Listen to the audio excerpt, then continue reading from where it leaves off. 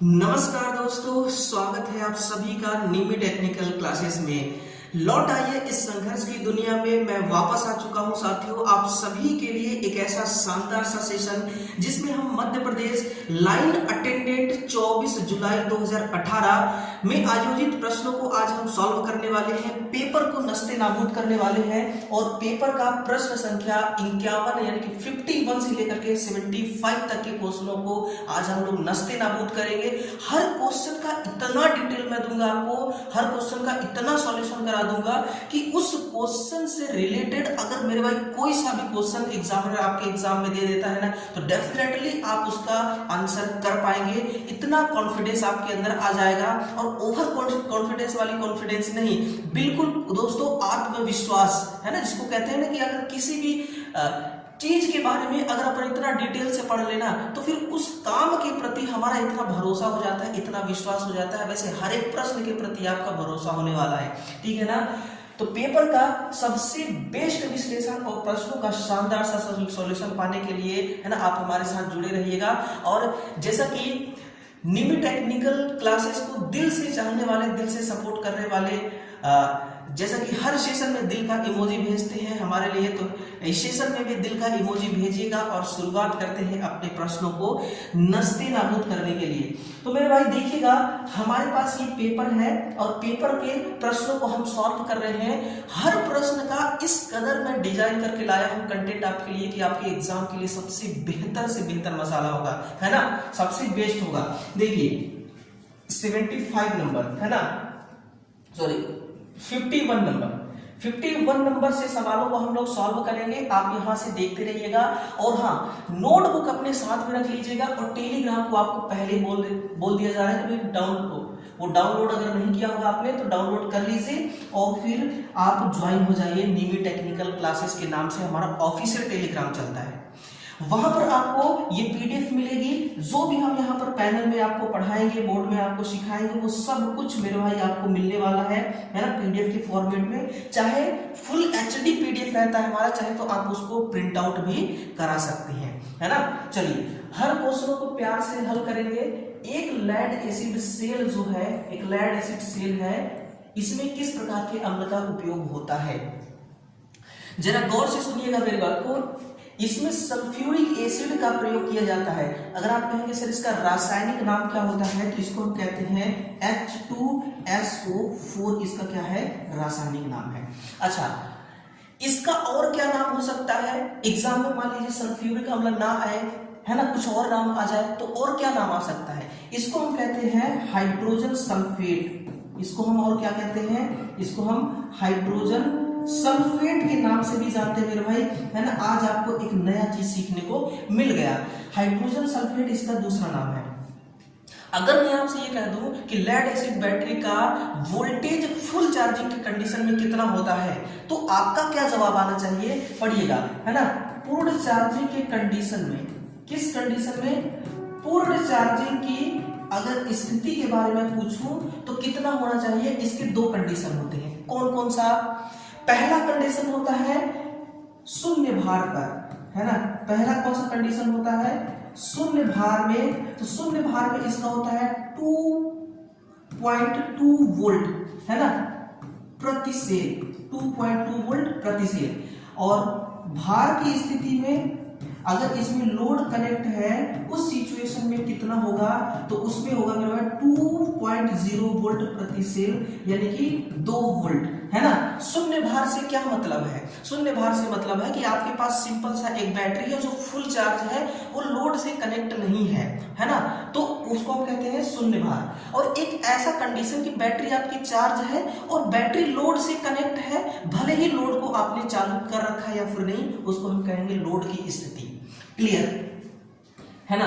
अब देखिएगा, ये जो हमारी लेड एसिड बैटरी होती है, इसका लाइफ टाइम कितना होता है? अगर आपसे ये पूछ लिया जाए तो इसका लिखिएगा जीवन काल के बारे में, क्योंकि कई बार एग्जाम में क्वेश्चन पूछ लिया जाता है ना। तो 3 से 5 साल इसका जीवन काल होता है। और इसकी अगर मैं बात करूं क्षमता के बारे में, तो दोस्तों 70 से लेकर के 80% क्षमता अगर इसका समाप्त हो जाए, क्या हो जाए? समाप्त हो जाए, तो इसको आप बदल देते हैं, है ना, तो इसे बदल देना चाहिए, तो इसे क्या कर देना चाहिए, बदल देना चाहिए, है ना। तो ये सारी जो कंडीशन है ना, ये कंडीशन आप लिख लीजिएगा, है ना, कि 30 डिग्री टेम्परेचर तक इसको हम चार्ज करते हैं। अगर 30 डिग्री टेम्परेचर है तो कितने विशिष्ट गुरुत्व वाला इलेक्ट्रोलाइट डालेंगे, कमेंट सेक्शन में बताइए। अगर 30 डिग्री सेंटीग्रेड से अधिक टेम्परेचर है चार्जिंग के लिए, है ना, चार्जिंग के टाइम, तो उस समय 1.200 जिसको 1200 भी कहते हैं विशिष्ट गुरुत्व वाला इलेक्ट्रोलाइट आप डालेंगे। और 30 डिग्री सेंटीग्रेड से कम टेम्परेचर है तो 1260 विशिष्ट गुरुत्व वाला इलेक्ट्रोलाइट आपको डालना है। और 40 डिग्री सेंटीग्रेड तापमान से अधिक का तापमान है चार्जिंग के टाइम, तो बैटरी को आप चार्ज मत करिए, आप चार्जिंग हटा दीजिए, ठीक है ना। ये सारी चीजें हैं, आपको नोट करना है ना। एक ही क्वेश्चन में बहुत सारे सवाल आपके कवर हो गए। ऐसे ही लाजवाब तरीके से हम हर प्रश्न को यहाँ पर सॉल्व करने वाले हैं। देखिएगा मेरे भाई, एक 15 वोल्ट की बैटरी है, 15 वोल्ट की बैटरी है, इसको समांतर में, है ना, हो सकता है कि ये क्वेश्चन आपको सही तरीके से विजिबल ना हो पा रहा हो, लेकिन मैं बोल रहा हूं वो स्पष्ट तरीके से आपको समझ में आ रहा होगा। चलिए, एक 15 वोल्ट की बैटरी को समांतर में इस प्रकार संयोजित किया जाता है कि बैटरी के सभी धनात्मक एवं सभी धनात्मक एक साथ जुड़े हैं, तब परिणामी वोल्टेज कितना होगा। अब मैं इसका कनेक्शन करके आपको दिखा रहा हूं, है ना, इसका कनेक्शन करके आपको दिखा रहा हूं कि कैसे इसका कनेक्शन किया जाता है। 5 बैटरी बोला है तो अपन 5 बैटरी लेकर के चलते हैं। ये देखिए, है ना, ये 5 बैटरी है, पांचों सेल है, ये पांचों सेल है, इस प्रकार से हम इसको कनेक्ट कर देते हैं। ये देखिए, है ना, और ये इसका है positive negative, positive negative, positive negative, positive negative, positive negative. क्या बोल रहा है, सभी धनात्मक टर्मिनल एक साथ जुड़े हुए, देख रहे हैं आप, सभी धनात्मक टर्मिनल एक साथ जुड़े हुए हैं, तो टोटल वोल्टेज कितना होगा, ये आपसे पूछा गया है। मैं 2 केस बताता हूं। सबसे पहले आपको सीरीज वाले बताऊंगा, है ना। श्रेणी के लिए क्या होता है, श्रेणी में क्या होता है, वोल्टेज का मान इसमें बढ़ता है, क्या होता है, वोल्टेज बढ़ जाता है, वोल्टेज बढ़ जाता है। वोल्टेज बढ़ता है तो टोटल वोल्टेज इसमें कितना होता है ना, टोटल वोल्टेज बराबर N इंटू ई। N क्या है, कितने नंबर ऑफ सेल है, E क्या है कि एक सेल का कितना वोल्टेज है, और ये है टोटल वोल्टेज। इस प्रकार से आप श्रेणी क्रम में अगर जुड़े हुए हैं तो आप इस सूत्र के माध्यम से वोल्टेज को आप बढ़ा सकते हैं, है ना। और वहीं पर समांतर की स्थिति में क्या होता है, इसमें धारा एक समान होती है ना, इसमें धारा एक समान होती है। अगर धारा एक समान होती है तो इसके लिए क्या होता है, टोटल करंट बराबर N इंटू ई बटा R plus N into R. ये जो कैपिटल में R है ना, ये बैटरी के रेजिस्टेंस को रिप्रेजेंट नहीं करता, है ना। मैं यहां पर लिख भी दे रहा हूं कि ये जो कैपिटल में R है, ये बताता है परिपथ का प्रतिरोध, ठीक है, परिपथ का प्रतिरोध। क्योंकि अगर बैटरी है तो बैटरी हो सकता है कि लोड के साथ कनेक्ट हो, और लोड क्या है, एक सर्किट के माध्यम से जुड़ा हुआ है, तो उस सर्किट में वायर लगे होंगे, तो उस वायर का रेजिस्टेंस, है ना, सर्किट का रेजिस्टेंस। और R स्मॉल में जो R है, ये किसको रिप्रेजेंट कर रहा है, ये सेल का आंतरिक प्रतिरोध, है ना, सेलों का आंतरिक प्रतिरोध, है ना। तो इस प्रकार से आप मान रख के आप ज्ञात कर सकते हैं। तो कितना होगा, 15 ही होगा। आंसर क्या आ जाएगा, ऑप्शन नंबर डी कि 15 इज करेक्ट आंसर। देखिए, ये सब कुछ हूबहू पीडीएफ आपको मिलेगा टेलीग्राम पर, बिल्कुल हूबहू पीडीएफ मिलेगा, है ना। उसके लिए ज्वाइन होना पड़ेगा आप लोगों के लिए। और अगर आपको मेरा कंटेंट अच्छा लगे, मेरा मेहनत आपको दिख रहा है, मेरा मेहनत आपको पसंद आ रहा है, तो प्लीज शेयर जरूर कीजिएगा, है ना, शेयर जरूर करिएगा, ताकि ये वीडियो और लोगों तक पहुंचे, वो भी अपना सिलेबस कवर कर सके और चीजों को पढ़ सके, ठीक है। एक HP यानी कि हॉर्स पावर किसके बराबर होती है, 1 HP किसके बराबर होती है। हम ना मोटर जो पंप होते हैं घरों में जो सिंचाई के लिए काम आती है पंप, वो हमेशा एचपी में होता है। तो क्या क्या होता है कि जो पढ़े लिखे किसान नहीं होते भाई, उनको क्या मतलब है कि एक एचपी बराबर कितने वॉट होती है। लेकिन हम और आप पढ़े लिखे हैं तो हमें पता होना चाहिए कि एक एचपी बराबर कितना वॉट होता है। तो हमें यह बताया गया है कि एक एचपी के दो केस होते हैं। पहला कौन? मीट्रिक प्रणाली में। पहला कौन है? मीट्रिक प्रणाली में, है ना, मीट्रिक प्रणाली में। और दूसरा होता है, ये है आपका ब्रिटिश प्रणाली में। ब्रिटिश प्रणाली, है ना। मीट्रिक सिस्टम और ब्रिटिश सिस्टम दो प्रकार के होते हैं। तो मीट्रिक में कितना होता है? 746 वॉट के बराबर एक आपका एचपी होता है, और ब्रिटिश में 735.5 वॉट होता है ना। तो ये थोड़ा सा डिफरेंस है, थोड़ा सा फर्क है। अगर आपसे एक एचपी का मान पूछ रहा है ब्रिटिश में, तो आपको यही मान बताना होगा। आप इसको बता देंगे तो गलत आंसर हो जाएगा। क्या होगा? गलत आंसर हो जाएगा, है ना। तो एक एचपी बराबर 746 वॉट होता है। अब आंसर क्या है? 746 वॉट का ही है, 735 वॉट है भी नहीं। यहां पर यह भी नहीं लिखा है कि मीट्रिक में या ब्रिटिश में।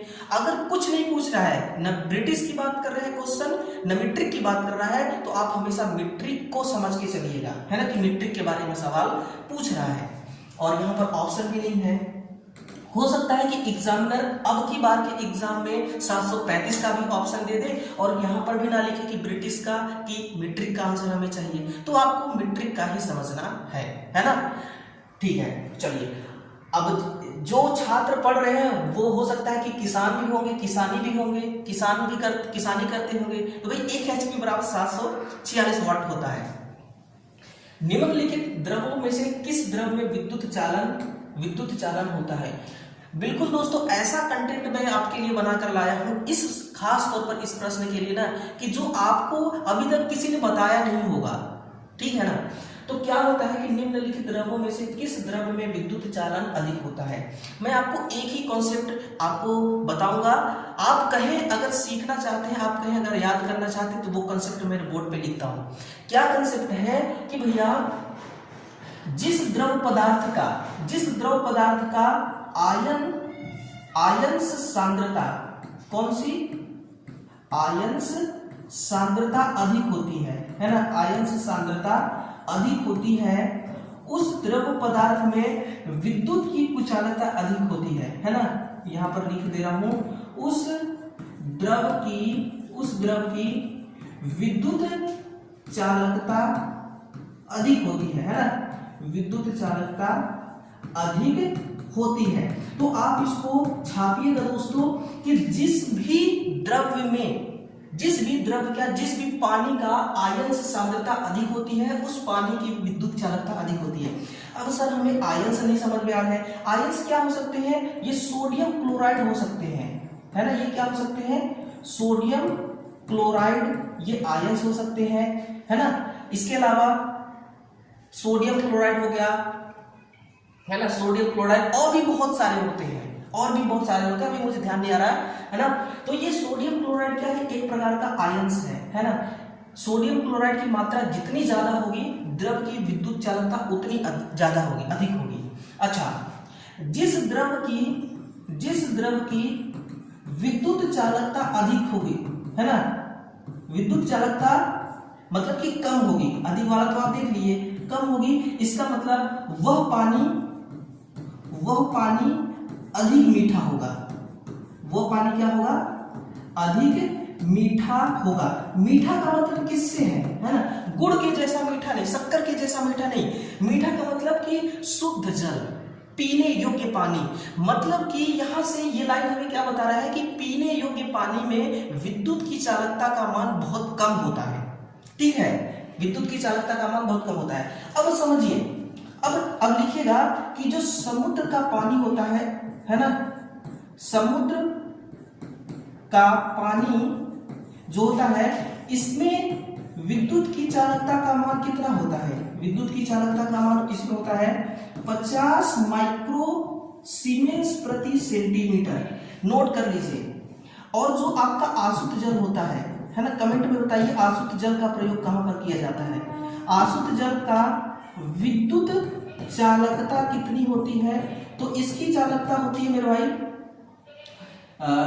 5.5 सीमेंस प्रति मीटर से लेकर के 6 सीमेंस प्रति मीटर के बीच होती है। और जो शुद्ध पानी जो हम लोग पीते हैं, जो फिल्टरेड पानी होती है ना, शुद्ध पानी, मैं यहां पर लिख दे रहा हूं शुद्ध पानी, या फिर यहां पर ये लिखना ज्यादा उचित रहेगा पेयजल। पेयजल का विद्युत चालकता कितनी होती है? इसकी चालकता होती है 0.005 सीमेंस प्रति मीटर से लेकर के 0.05 सीमेंस प्रति मीटर। अब बताइए, अभी मैंने आपको बताया था कि सर, क्या बताया था कि सर जिस भी पानी का विद्युत चालकता का मान कम होता है, देखिए जिस द्रव की विद्युत चालकता कम होती है वह पानी अधिक मीठा होता है। बताइए, सभी से कम है ना, सभी से कम है विद्युत चालकता इसकी। तो देखिए ये पानी को हम क्या बोल रहे हैं? पेयजल, यानी कि इसको हम पीते हैं, ठीक है ना। और दूसरी बात कि पानी की, है ना, यहाँ पर लिख लीजिएगा नोट करके, पानी की जो विद्युत चालकता होती है ना, विद्युत चालकता होती है, इसको हम के से या फिर सीमेंस, है ना, या फिर सीमेंस से दर्शाते हैं। इससे किसको दर्शाते हैं? सीमेंस से दर्शाते हैं। हो सकता है आपके एग्जाम में ये सवाल आ जाए, ये पूछ दे कि पानी की विद्युत चालकता को किससे हम मापते हैं? तो सीमेंस से मापते हैं, सीमेंस से दर्शाते हैं, सीमेंस से लिखते हैं। ये सारी चीजें आप ध्यान रखिएगा, है ना। सबसे इंपोर्टेंट, तो समुद्र का पानी कैसा होता है? खारा होता है। तो लीजिए आंसर भी आपका खारा पानी ही होगा। क्यों? क्योंकि इसका जो है विद्युत चालकता का मान बहुत ज्यादा होता है मेरे भाई, है ना। इसका मतलब कि शुद्ध पानी जो होता है, जितना पानी शुद्ध होगा उतना ही विद्युत की चालकता उसमें घटती जाएगी। क्यों? क्योंकि जो आयंस के सांद्रता है, जो उसमें मिले हुए कण है ना, वो कण खत्म हो जाते हैं। जैसे कि आरओ जो होता है पानी को फिल्टर करता है ना, इतना ज्यादा फिल्टर करता है कि पानी में कुछ बचता ही नहीं है, कुछ कण बचते ही नहीं है पानी में, ठीक है। वो इतना ज्यादा शुद्ध हो जाता है, ठीक है। तभी तो हमें ऐसा, जब मतलब कि हम जब पानी पीते हैं, फ्रीजर वाली पानी पीते हैं, जैसे ही पानी पिएंगे हमें वॉशरूम बहुत जल्दी आता है ना। ये सच्चाई है। आप ठंडा पानी पीजिए, आपको वॉशरूम 5 मिनट के अंदर आ जाएगी। पता है क्यों? क्योंकि जो किडनी है हमारी, वो पानी को फिल्टर करती है। अब आप ऑलरेडी फिल्टरेड पानी पी रहे हैं, तो क्या क्या फिल्टर करेगी? इसको फिल्टर करने की जरूरत है, डायरेक्ट बाईपास कर देता है, डायरेक्ट आउटपुट दे देता है ना। इसलिए बहुत जल्दी प्रेशर आता है। ये सारी चीजें होती हैं। क्लियर? आगे बढ़ते हैं। 10 ओम के 12 प्रतिरोध को श्रेणी क्रम में संयोजित किया गया है। समतुल्य प्रतिरोध कितना होगा? समतुल्य प्रतिरोध कितना होगा? तो ये 12 दशमलव 120, तो आंसर 120 होगा। श्रेणी में प्रतिरोध बढ़ता है, यानी कि मान इसका जुड़ जाता है, और समांतर में घट जाता है ना। आगे चलते हैं। क्लास बी विसंवाहक के लिए तापमान सीमा का मान कितना होता है? इसको बताइएगा। क्लास बी संवाहन के लिए मैंने आपको एक ट्रिक बताया था, बड़ा ही लाजवाब ट्रिक है, हर किसी को याद आ जाएगा। यानी कि जितने इंसुलेशन होते हैं जो आपके सिलेबस में हैं, उन इंसुलेशन को हम एक ट्रिक के माध्यम से समझ रहे हैं। देखिएगा, you are engineer by from high court, है ना, हाई कोर्ट, यानी कि आप कहां के इंजीनियर हैं? हाई कोर्ट के, ठीक है। U का मतलब वाई की सहनशीलता कितनी होती है? तापमान सहनशीलता 90 डिग्री। A है, A की होती है 105 डिग्री सेंटीग्रेड ही लिखते जाइएगा। इंजीनियर E की होती है 120 डिग्री सेंटीग्रेड, और B की 130 डिग्री सेंटीग्रेड। F की होती है आपकी 150, कहीं पर 155 भी लिखा होता है डिग्री सेंटीग्रेड, और H की होती है 180 डिग्री सेंटीग्रेड तापमान, और C की होती है 200, है ना, 200 से लेकर 220 या 250 डिग्री सेंटीग्रेड होती है। अब बताइए, अब इसमें से बी वाला कौन है? बी है, ये है आपका 130। आंसर क्या है? ऑप्शन नंबर 4, 130 डिग्री सेंटीग्रेड, है ना। और एक चीज ध्यान रखना आप कि इन दोनों के बीच में डिफरेंस भी देखना। इसमें होता है 15 डिग्री का डिफरेंस, है ना, 15 डिग्री सेंटीग्रेड का डिफरेंस इसमें भी होता है, 15 डिग्री सेंटीग्रेड का डिफरेंस, और इसमें 10 डिग्री सेंटीग्रेड, इसमें 20 डिग्री सेंटीग्रेड, है ना, और इसमें 50, 60, 70, 80, है ना। वैसे 55 ही होना चाहिए, यहाँ पर 25 डिग्री का है, ठीक है, और यहाँ पर कितना है, 20 डिग्री का। तो इस प्रकार से भी आप याद कर सकते हैं, बहुत तरीके हैं इसके याद करने के। तो आंसर आपका ऑप्शन नंबर डी ही होगा कि 130 डिग्री सेंटीग्रेड तापमान तक सहन कर सकता है जो बी क्लास का इंसुलेटर होगा, जो बी क्लास का इंसुलेटर होगा, है ना। एक डीसी मशीन के निम्नलिखित ब्रेकिंग एक्शन में से किसके दौरान ऊर्जा बचाई जा सकती है, बताइए। बड़ा ही शिद्दत से सवाल पूछा गया है आपसे और बढ़िया लेवल का सवाल पूछा गया है ना, लल्लू पंजू सवाल नहीं है, 1 लाइनर 2 लाइनर, इजी से आप इसको इजी तरीके से नहीं कर सकते, है ना। यानी कि आपके अंदर कितना पोटेंशियल है, आपने कितना कुछ जाना है इलेक्ट्रिशियन को, वो डीसी मशीन को वो पूछा गया है। ब्रेकिंग एक्शन, कौन सी डीसी मशीन की निम्नलिखित ब्रेकिंग एक्शन में से किसके दौरान ऊर्जा बचाई जाती है, तो ये बचाई जाती है रीजनरेटिव ब्रेकिंग सिस्टम। यानी कि रीजनरेटिव का मतलब क्या है, पुनः उत्पादन, है ना, पुनः उत्पादन करना एक ब्रेकिंग सिस्टम है। देखिए रीजनरेटिव ब्रेकिंग सिस्टम में मोटर को 2 तरीके से कंट्रोल किया जाता है। कौन सा, पहला होता है पोल चेंजिंग, है ना, पोल चेंजिंग मेथड, पोल चेंजिंग मेथड, और दूसरा होता है ट्रिपल वीएफ विधि, है ना, ट्रिपल वीएफ विधि। और इन दोनों सिस्टम का एक ही उद्देश्य होता है, क्या होता है वो, फ्लक्स को नियंत्रित करना, है ना। दोनों विधियों में फ्लक्स को कंट्रोल किया जाता है। देखिए कंट्रोल का मतलब सिर्फ डाउन करना नहीं होता, कंट्रोल का मतलब मान को बढ़ाना भी, मान को घटाना भी, है ना। तो फ्लक्स को नियंत्रित करना, ये दोनों मेथड से फ्लक्स को नियंत्रित किया जाता है, जिससे स्पीड को कंट्रोल करते हैं हम, है ना। तो रीजनरेटिव ब्रेकिंग सिस्टम इसको कही जाती है, ठीक है ना। और डायनामिक ब्रेकिंग सिस्टम क्या होता है, डायनामिक ब्रेकिंग सिस्टम में इसमें देखिए 2 फेज एसी का 1 फेज डीसी का होता है ना। और इसका बड़ा थोड़ा सा उटपटा सा है।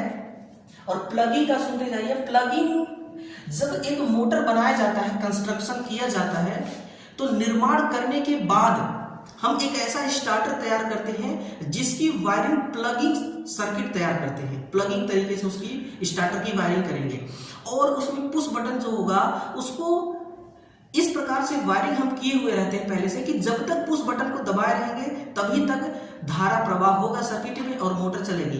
बटन हमने छोड़ा कि धारा का प्रवाह रुक गया और मोटर भी रुक जाएगी।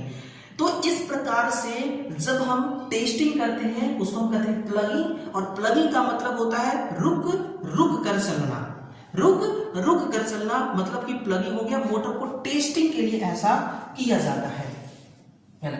बुखोल्ज रिले का उपयोग किसकी सुरक्षा के लिए हम करते हैं, बताइए। बुखोल्ज रिले का प्रयोग किसकी सुरक्षा के लिए आप करते हैं, ट्रांसफार्मर की सुरक्षा के लिए करते हैं। अगर मैं आपसे पूछूं कि बुखोल्ज रिले ट्रांसफार्मर के किस हिस्से में स्थापित की जाती है, तो इसका जो इंस्टॉलमेंट होता है मेरे भाई, जिसको स्थापना कहते हैं, ये स्थापना करी जाती है आपकी जो मुख्य टैंक होता है जिसमें वाइंडिंग होती है और जिसमें तेल भरी जाती है, मुख्य टैंक, और फिर होता है आपका कंजर्वेटर, है ना, कंजर्वेटर। इन दोनों के बीचों बीच होता है आपका बुखोल्ज रिले, इसको हम क्या कहते हैं, बुखोल्ज रिले।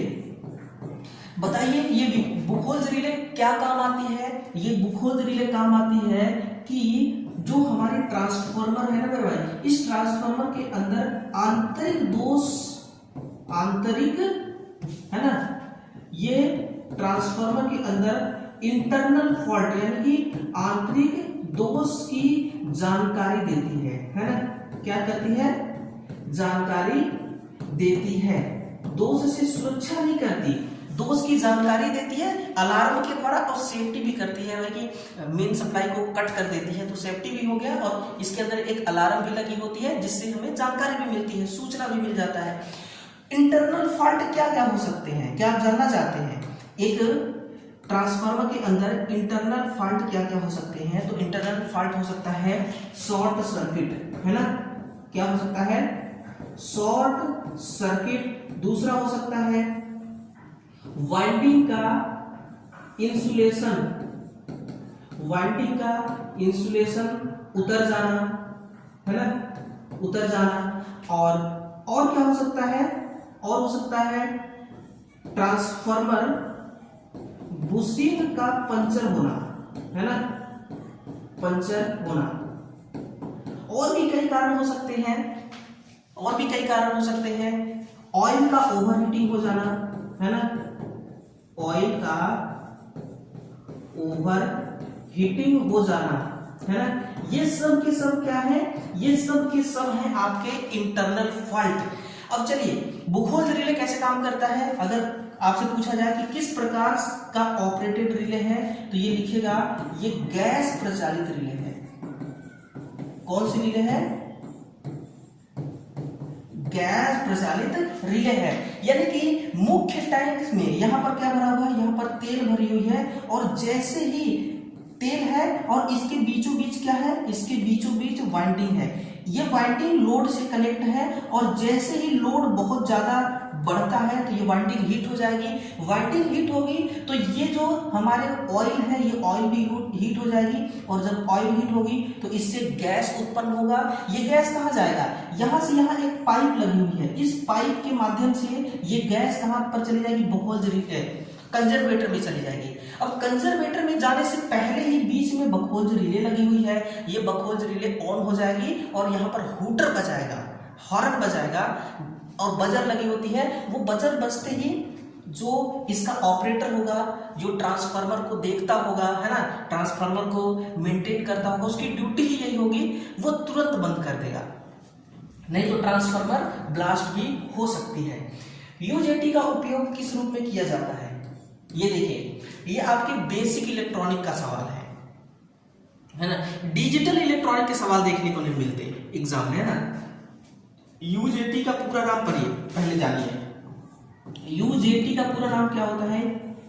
यूनियन जंक्शन, है ना, इसका पूरा नाम होता है यूनियन जंक्शन ट्रांजिस्टर।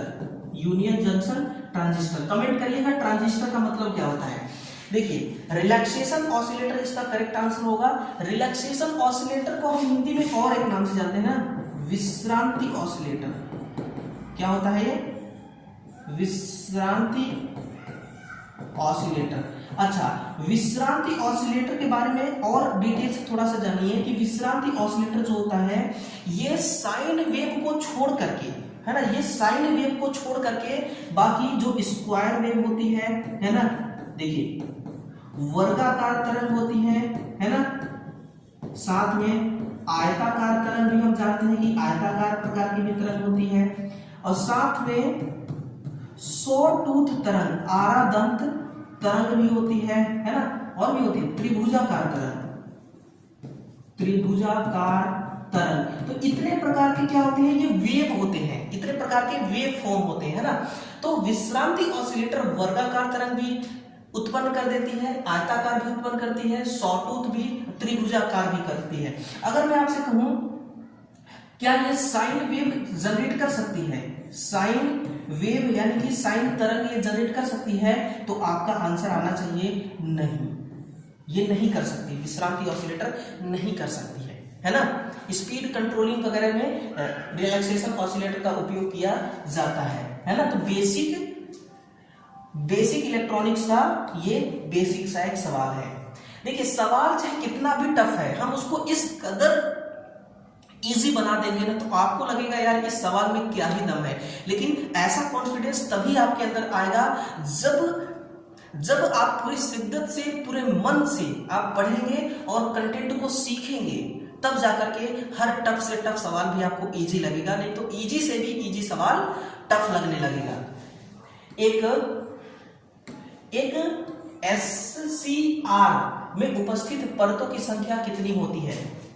देखिए ये है P, N, P और N, ये हमारा क्या बन गया? SCR बन गई, है ना, PNP, PNP।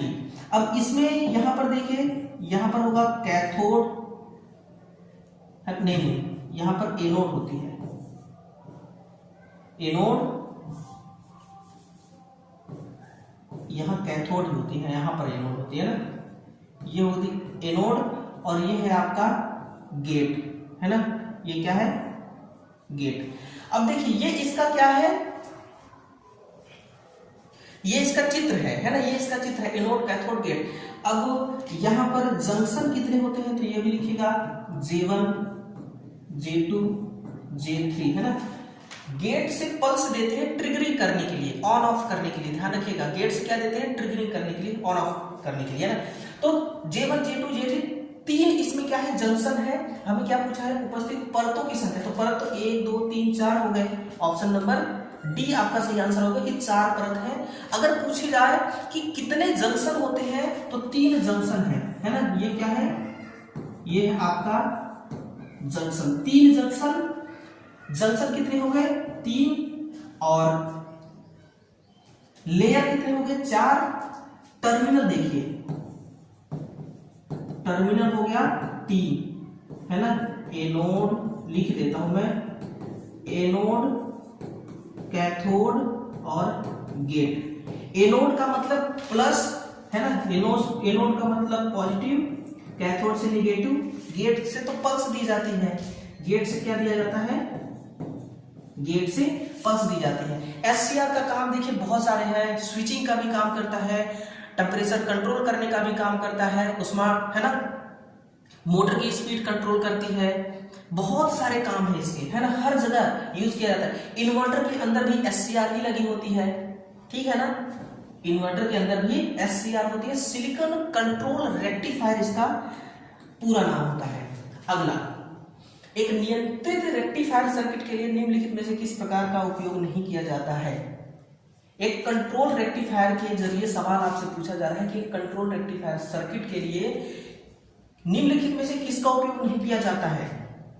डायोड का उपयोग नहीं करते हैं, डायोड का उपयोग नहीं करते, क्योंकि डायोड ना एसी को डीसी में परिवर्तित करता है ना, एसी को डीसी में परिवर्तित करता है। इसका काम है स्विचिंग करना, है ना, स्विचिंग के रूप में हम इसको काम में लेते हैं, स्विच करना।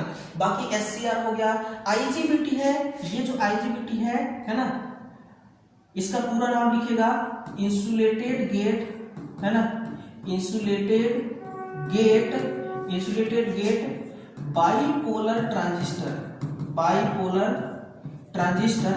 और ये एक प्रकार का, ये क्या है? ये एक प्रकार की वोल्टेज नियंत्रण युक्ति है ना, वोल्टेज नियंत्रण युक्ति होती है, वोल्टेज नियंत्रण युक्ति है आईजीबीटी, है ना।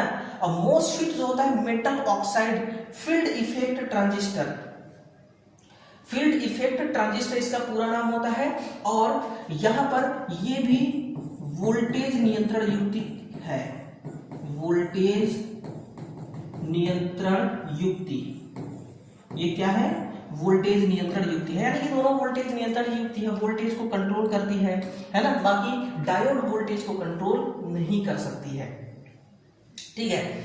अब चलिए इलेक्ट्रॉनिक वाले सवाल अब चल रहे हैं ना, यानी कि कितना बढ़िया सेटलमेंट किया है इन्होंने, इनका अरेंजमेंट तो देखिए कितने बढ़िया तरीके से इलेक्ट्रॉनिक वाला एक तरीके से ओरिएंटेशन इन्होंने कर दिया है। निम्नलिखित में से कौन सी पावर एम्पलीफायर का क्लास नहीं है? Class A, class B, class B, class A, class B, class F, class A B. तो क्लास एफ का नाम आपने नहीं सुना होगा, क्योंकि होता ही नहीं है, क्लास एफ प्रकार का कोई एम्पलीफायर होता नहीं। क्लास ए प्रकार की जो एम्पलीफायर होती है, इसमें क्या रोल है? देखिए इसकी दक्षता कई बार पूछता है हमें, है ना, तो दक्षता देखिए, फालतू बात नहीं, फालतू बात बिल्कुल भी नहीं। डायरेक्ट कपल, अगर हम इसको डायरेक्ट कपलिंग करेंगे, है ना, तो डायरेक्ट कपलिंग के स्थिति में इसकी एफिशिएंसी होती है 35%, कितना 35%। और इनडायरेक्ट कपल मतलब ट्रांसफार्मर कपलिंग, ट्रांसफार्मर के साथ इसको जोड़ा जाए तब इसकी होती है एफिशिएंसी 50%। कितनी होती है 50%। ठीक है। अब क्लास बी के लिए अगर आप देखें तो क्लास बी में ये होता है कि 78.5% इसकी दक्षता होती है, सबसे अधिक दक्षता होती है। क्यों? क्योंकि इसमें पावर लॉस नहीं होता है। किस कंडीशन में नहीं होता है? ये अपने आप में एक थ्योरी है ना, अभी इसकी जरूरत नहीं है। ठीक है। 78.5% होती है। क्यों होती है? क्योंकि पावर लॉस नहीं होती है और इसमें हार्मोनिक्स डिस्टॉर्शन बहुत अधिक होता है। इसको भी लिखेगा, इसमें हार्मोनिक्स विरूपण है ना, हार्मोनिक्स विरूपण अधिक होती है। दक्षता अधिक हुआ तो क्या हुआ? हार्मोनिक्स विरूपण तो अधिक होने लगा। और क्लास ए बी प्रकार का जो है इसकी एफिशिएंसी होती है 50% से लेकर के 78.5% के मध्य इसकी एफिशिएंसी होती है। ठीक है भाइयों। चलिए देखिए, थोड़ी सी आवाज में दिक्कत है, आवाज माइक जो है माइक अच्छे से काम नहीं कर रहा है, लेकिन मैंने माइक ऑर्डर कर दिया है, 16 या 17 तारीख को डिलीवर हो जाएगा, अमेजोन वाले पहुंचाने आएंगे है ना, और फिर माइक जो है बढ़िया तरीके से आवाज आएगी। ठीक है। एकलव्य वाली कहानी सुनी है आपने ना, एकलव्य वाली कहानी। ठीक है ना। निशाना अगर आपको कहा जा रहा है यहां पर कि कंटेंट को ध्यान दीजिए ना, तो मैटर नहीं करता आवाज क्या आ रहा है, आवाज अच्छे से आ रही है या फिर नहीं आ रही है। दम किसमें होना चाहिए बताइए? मेरे आवाज में दम होना चाहिए या फिर इस कंटेंट में दम होना चाहिए? या मैं भारी भारी फेंकूं या फिर भारी भारी कंटेंट दूं आपको? मजा किसमें है? और काम की चीज कौन है? काम की चीज ये है कंटेंट। तो कंटेंट मैं आपको दे रहा हूं ना, तो कंटेंट पे ध्यान दीजिए। कंटेंट बहुत ही लाजवाब है दोस्तों, शानदार कंटेंट है। ऐसे कंटेंट के लिए आपको ना पैसे देने पड़ते हैं। ठीक है। ये एक सच्चाई भी है। निम्नलिखित पावर एम्पलीफायर में किसकी दक्षता सबसे कम होती है? तो सबसे कम दक्षता वाली है आपकी क्लास ए एम्पलीफायर। इसकी एफिशिएंसी काफी पुअर होती है ना। निम्नलिखित में से कौन सा फ्री ऑसिलेटर के रूप में उपयोग किया जाता है? भैया मैं इसको कभी भूल ही नहीं सकता, इसको हम स्टेबल मल्टी वाइब्रेटर कहते हैं। अच्छा, मल्टी वाइब्रेटर किस चिड़िया का नाम है बताइए? मल्टी वाइब्रेटर किस चिड़िया का नाम है? वाइब्रेटर का मतलब क्या है? वाइब्रेटर का मतलब है वाइब्रेट करना, यानी कि आवृत्ति। आवृत्ति, आवृत्ति क्या है? एक कंपन है, एक वाइब्रेशन है। फ्रीक्वेंसी क्या है? एक कंपन है, वाइब्रेशन है। जैसे कि आप देखते हैं जब एलईडी 9 वाट की एलईडी अभी जल रही है ना, इसमें 50 हर्ट्ज, इसमें 240 वोल्ट और 50 हर्ट्ज की सप्लाई है। 50 हर्ट्ज मींस क्या है कि जब ये क्या है? ये एसी का एक साइकिल बनता है, यानी कि 50 हर्ट्ज में क्या होगा? 50 हर्ट्ज का मतलब क्या होगा कि ये एक सेकेंड में 50 बार प्लस साइन को कंप्लीट करेगा, 50 बार नेगेटिव साइन को कंप्लीट करेगा। जब प्लस साइन में जाएगा करंट तब हमारी एलईडी जलेगी, जब नेगेटिव साइन में जाएगी करंट तब एलईडी हमारी बुझ जाएगी। लेकिन आप बताइए, एक सेकेंड में 50 बार ऐसा जलना बुझना हो रहा है, तो हमारी आंखें इस जलना और बुझने को सेंस नहीं कर पाती है। लेकिन आप मोबाइल का कैमरा चालू करके और उस बल्ब को देखिए, बल्ब आपको फ्लिकरिंग करता हुआ दिखेगा, जलेगा बुझेगा जलेगा बुझेगा, लेकिन हमारी आंखें इस फ्लिकरिंग को कैच नहीं कर पाती है ना।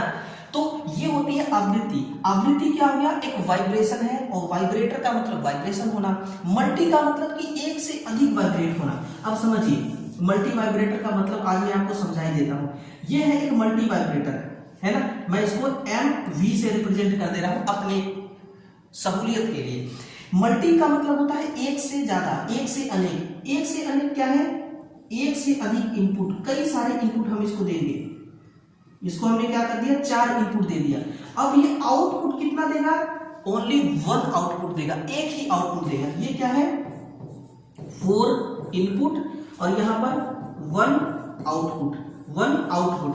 एक 4 इनपुट दिया तो ये एक ही आउटपुट इसने लिया। ये क्या है, सारे सिग्नल है, ये सारे सिग्नल है, एक ही सिग्नल हमें आउटपुट में मिला, यानी कि जो सबसे बेस्ट सिग्नल होगा उसको सिलेक्ट करके इसने आउटपुट में दिया, इसलिए इसको कहा जाता है डाटा सिलेक्टर। इसको क्या कही जाती है, इसको हम डाटा सिलेक्टर भी कहते हैं, मल्टी वाइब्रेटर को। अब आ जाइए क्वेश्चन की तरफ। स्टेबल मल्टी वाइब्रेटर है ना, स्टेबल मल्टी वाइब्रेटर के लिए और क्या सवाल बनता है, सवाल बनता है साहब कि इसमें अस्थाई अवस्थाएं कितनी होती है, इसमें अस्थाई अवस्थाएं कितनी होती है, तो सवाल ये आता है ना। तो एक भी अस्थाई अवस्था नहीं होती, एक भी अस्थाई अवस्था नहीं होती, अस्थाई अवस्था नहीं होती, यानी कि अस्थाई अवस्था के लिए इसमें कोई व्यवस्था नहीं होती। मोनो स्टेबल मल्टी वाइब्रेटर क्या है, मोनो स्टेबल मल्टी वाइब्रेटर, इसमें क्या होता है, एक अस्थाई अवस्था होती है ना, एक अस्थाई अवस्था। अब अस्थाई अवस्था क्या है ये आपको जानने की जरूरत नहीं है, ये बहुत ज्यादा फिर इसका डिटेल हो जाएगा। जो चीजें आपके लिए जरूरी है वो मैं बता रहा हूं। बाई स्टेबल मल्टी वाइब्रेटर यानी कि इसमें 2 अस्थाई अवस्था होती है ना, कितने अस्थाई अवस्थाएं होती हैं, 2 अस्थाई अवस्थाएं होती है ना। तो आंसर है आपका स्टेबल मल्टी वाइब्रेटर। समझ, बताइए समझ में आया कि नहीं, आ गया समझ में ना यार। इतना मतलब इतना इजी लैंग्वेज में, इतना हिंदी लैंग्वेज में बोल रहा हूँ, इतना इजी हिंदी बोल रहा हूँ कि हर किसी को समझ में आ जाएगा, हर किसी को समझ में आ जाएगा, है ना। सबसे खास बात यही है कि जो हमारे साथ विद्यार्थी जुड़ते हैं वो मेरी भाषा को ही देख के जुड़ते हैं, सुन के भाई इतना क्लियरली हिंदी, जो हमें तो बहुत अच्छी तरीके से समझ में आता है ना। और पढ़ाई वही, टीचर वही अच्छा है जिसकी बातें हमें समझ में आ रही है, जिसकी बातें समझ में नहीं आ रही है ना, चाहे वो टीचर कितना भी अच्छा हो, तो हमारे लिए तो नहीं, हम समझ नहीं पा रहे तो हमारे लिए तो भाई वो ठीक नहीं है ना, समझ रहे ना, हमारे लिए ठीक नहीं है। हर किसी का अपना अपना एक कमजोरी होता है, हर किसी का अपना अपना एक पकड़ होता है। जिस टीचर के साथ हम कोलैबोरेट हो गए वो टीचर हमारे लिए बेस्ट है, और जिसकी भाषा ही नहीं समझ में आ रही तो फिर हम अब क्या ही उनको नाम दें, है ना, ये बात होती है। एक ट्रांजिस्टर को स्विच के रूप में उपयोग किया जाता है, तो यह किस में कार्य करता है, किस में कार्य करता है। अब देखिए थोड़ा सा आप देख ही लीजिए, एक ट्रांजिस्टर है, ये ट्रांजिस्टर है ना, ये क्या है, ट्रांजिस्टर है। इस ट्रांजिस्टर में है एमीटर, बेस, कलेक्टर। कितने जंक्शन है, 2 जंक्शन, एमीटर बेस जंक्शन पहला, दूसरा कलेक्टर बेस जंक्शन। अब सुनिएगा सवाल पे ही मैं बात कर रहा हूं। यहां पर एमीटर बेस जंक्शन हो गया और यहां पर कलेक्टर बेस जंक्शन हो गया। एमीटर बेस जंक्शन को जब हम फॉरवर्ड बायस में रखेंगे, कलेक्टर बेस जंक्शन को जब हम रिवर्स बायस में रखेंगे, इस प्रकार से कनेक्शन करके हम जब एक ट्रांजिस्टर को ऑन करेंगे तो इसको कही जाती है एक्टिव क्षेत्र। एक्टिव क्षेत्र ना लिख के मैं सक्रिय क्षेत्र लिखूं तो ज्यादा आपको समझ में आएगा, है ना। इसको क्या कही जाती है, सक्रिय क्षेत्र। अब सवाल यहां से ये कहता है कि साहब बताइए एक ट्रांजिस्टर सक्रिय क्षेत्र में किस प्रकार से काम करता है। तो ये काम करता है ऑसिलेटर के रूप में और एम्पलीफायर के रूप में, और एम्पलीफायर के रूप में काम करता है, ठीक है ना, लिख दीजिएगा। और दूसरा केस हो गया कि अगर हम एमीटर बेस जंक्शन को रिवर्स बायस में रख दें और इसको भी रिवर्स बायस में रख दें, तब जो क्षेत्र बनेगा इसको हम कहेंगे कट ऑफ क्षेत्र। और इसी पर हमारी सवाल पूछा गया है हमसे, है ना। इस रीजन में, इस क्षेत्र में, कट ऑफ क्षेत्र में ट्रांजिस्टर कैसे काम करेगा, खुला स्विच की भांति।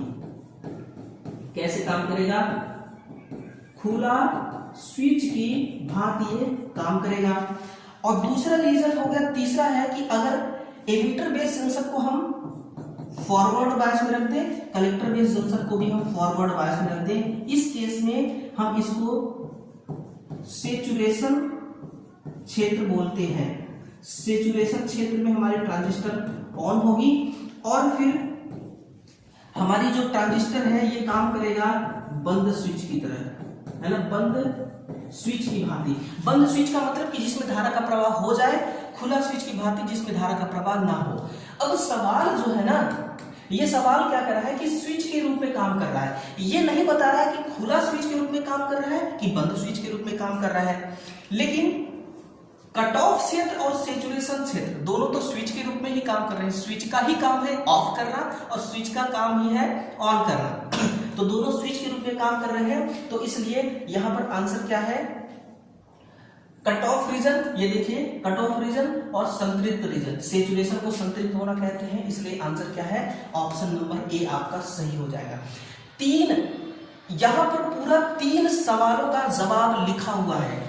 देखिए कई सारे सवाल यहां पर कंप्लीट होंगे। एमिटर बेस जंक्शन को देखिए, सक्रिय क्षेत्र में एमिटर बेस जंक्शन को किस क्रम में जोड़ा जाता है, तो फॉरवर्ड क्रम में। कलेक्टर बेस जंक्शन को रिवर्स में, है ना, पहला सवाल। दूसरा, जब हम एमिटर बेस जंक्शन को फॉरवर्ड में, कलेक्टर बेस जंक्शन को रिवर्स में जोड़ेंगे तो किस प्रकार से हमारी ट्रांजिस्टर किस क्षेत्र में चालू होगी, तो सक्रिय क्षेत्र में चालू होगी, है ना।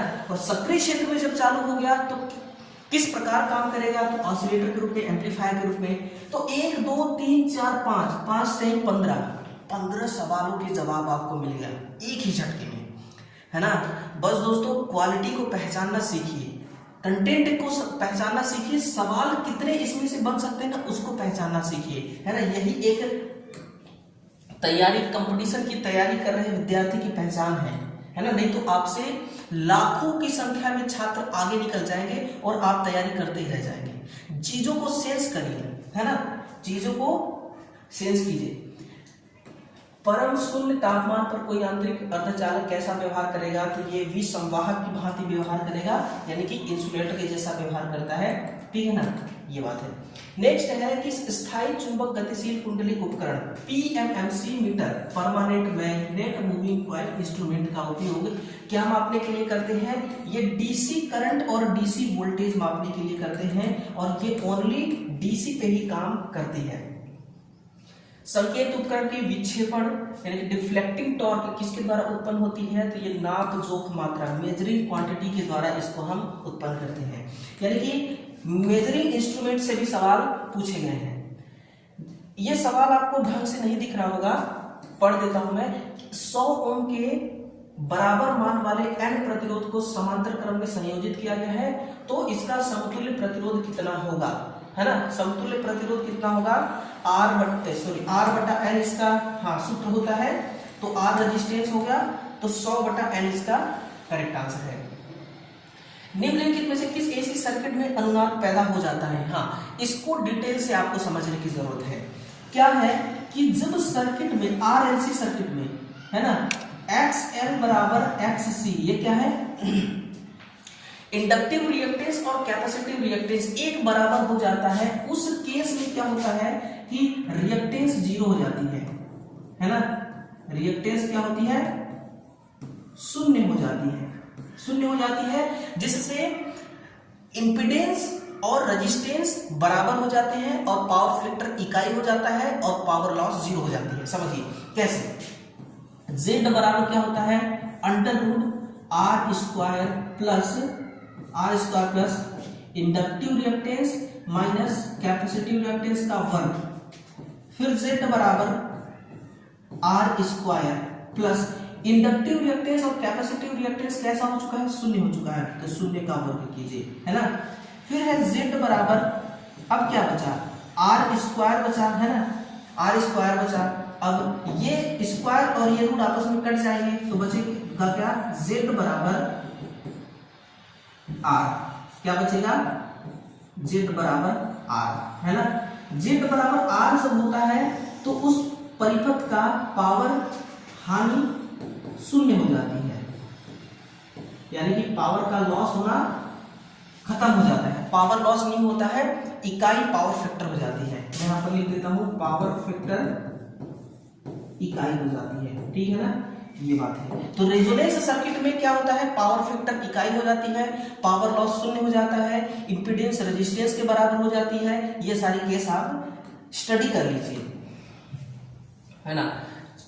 नेक्स्ट है, किसी RLC श्रेणी सर्किट में R में वोल्टेज 25 वोल्ट है, R में कितना वोल्टेज है, 25 वोल्ट, और L में है 50 वोल्ट, C में है 50 वोल्ट। यानी कि प्रतिरोध 50 वोल्ट का प्रतिरोधी वोल्टेज 50 वोल्ट, इंडक्टिव वोल्टेज इतना, कैपेसिटिव वोल्टेज 50 वोल्ट, संयोजन सप्लाई वोल्टेज क्या है। इसके लिए एक फॉर्मूला आता है टोटल वोल्टेज ज्ञात करने के लिए कि रेजिस्टिव वोल्टेज का वर्ग प्लस एक्सएल माइनस एक्सी का वर्ग, है ना, एक्सएल माइनस एक्सी का वर्ग।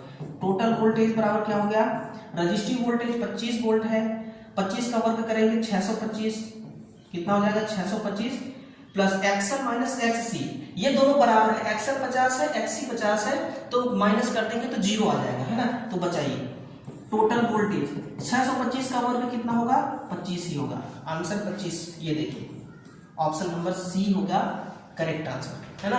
ऐसे आपको निकालना, बस इस फॉर्मूला को आप याद रखिएगा। क्लियर। निम्नलिखित में से कौन सा उपकरण वोल्टेज रेगुलेटर के रूप में उपयोग किया जाता है, किसके रूप में, वोल्टेज रेगुलेटर के रूप में। तो जीना डायोड ही एक ऐसी युक्ति है जिसको हम वोल्टेज रेगुलेटर स्टेबलाइजर के रूप में, है ना, लिखेगा किस रूप में, स्टेबलाइजर के रूप में। देखिए टीवी वगैरह घर में जो चलते हैं ना, वो स्टेबलाइजर से उसको इनपुट सप्लाई मिलती है।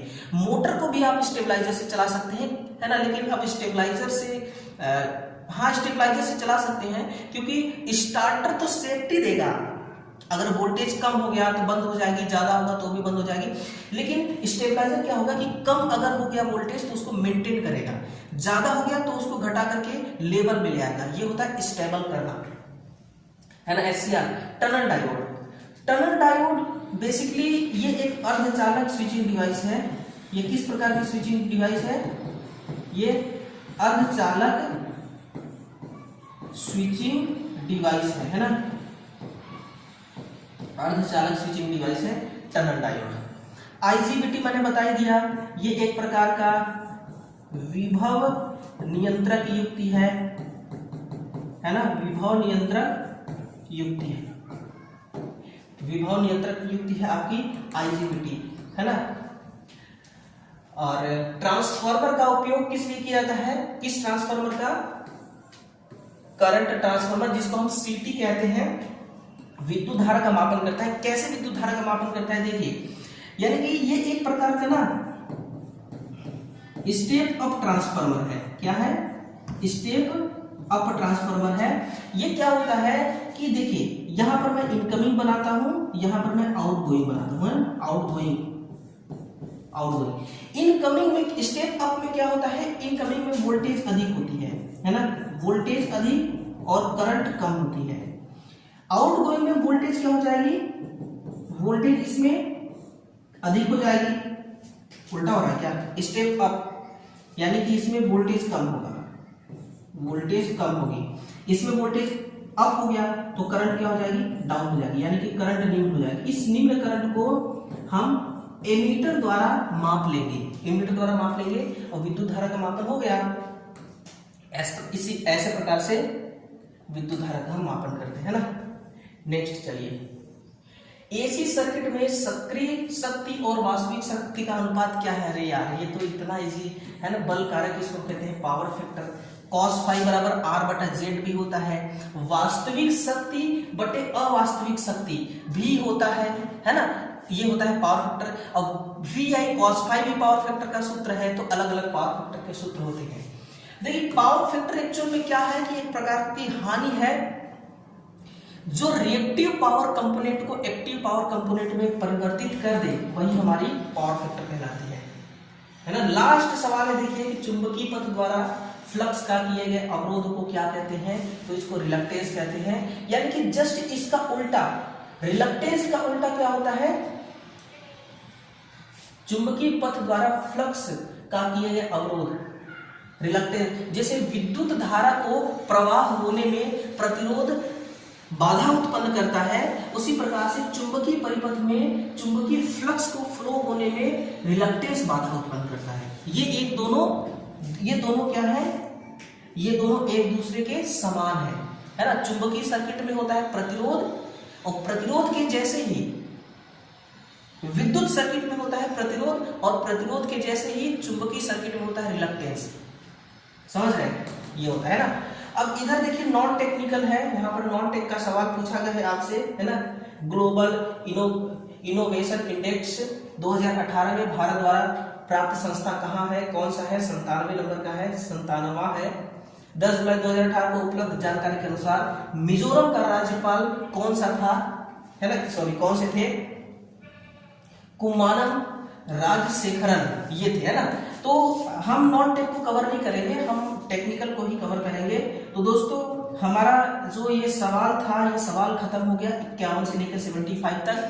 अब आपको इसका पीडीएफ मिलेगा टेलीग्राम में, तो टेलीग्राम को ज्वाइन कर लीजिए। और मजा आया ये क्लास में कि नहीं, ये भी एक बार कमेंट सेक्शन में लिख दीजिएगा, ठीक है ना। और अभी तक आपने दिल का इमोजी नहीं भेजा है ना, तो भेजिएगा दोस्तों। लव यू आप सभी को, आप सभी से मुझे बेहद प्यार है, बेहद स्नेह है ना। हम सब एक परिवार हैं, एक परिवार की तरह जुड़कर रहते हैं प्यार से और सीखते हैं चीजों को। और हम वो चीजें सीखते हैं जिससे हमारा भविष्य तय होता है, जिससे हमारा भविष्य उज्जवल होता है ना। हम वो काम नहीं करते कि हम मतलब कि रील्स बना करके हम लोगों का टाइम पास करें, ठीक है ना। हम ऐसी चीजें करके टाइम पास करें जो वेस्टेज के अलावा लाइफ में जिसका कुछ काम ही नहीं है। टाइम वेस्ट होना, है ना, दिमाग वेस्ट होना, ऐसा काम नहीं। हमारा काम है कि भाई ऐसा काम करो कि किसी के जीवन में वो हमारा किया हुआ मेहनत काम आ सके, ठीक है। तो हमारा प्यार, आपका स्नेह दोस्तों, साथ मिलकर हम लोग इसी तरह से आगे बढ़ते रहेंगे। और देखते हैं अगला क्लास क्या होने वाला है, जो भी होगा कल आपको जरूर मिल जाएगा, ठीक है। इसलिए चैनल को सब्सक्राइब कर लीजिए। बाकी मिलता हूं दोस्तों अगले सेशन में, तब तक अपना ध्यान रखिए, अपना ख्याल रखिए, अपने से छोटों को प्यार कीजिए, बड़ों का सम्मान कीजिए। इसी प्रकार से जीवन में सदैव आगे बढ़ते रहिए, है ना। मिलते हैं अगले सेशन में दोस्तों। जय हिंद, जय भारत।